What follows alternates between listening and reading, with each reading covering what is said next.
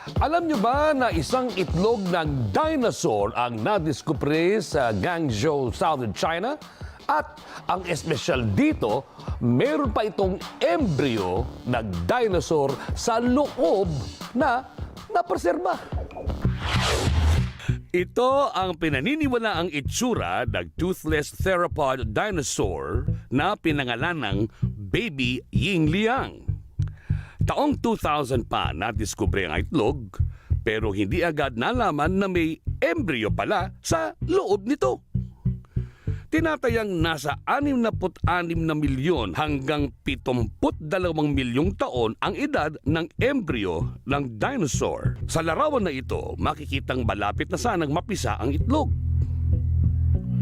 Alam nyo ba na ang posisyon ng katawan nito ay halos katulad rin ng mga manok at ibang ibon ngayon habang nasa loob pa ang itlog?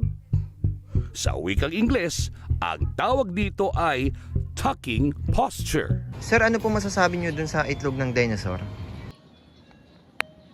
Ay, amok ta sir, ta damdamon alang to. Mabayan nga sa balik kayo tangdamagod baka to damon na sila damon pa. Shout out ti pamilya ta. Aging ingat kayo kinanayon.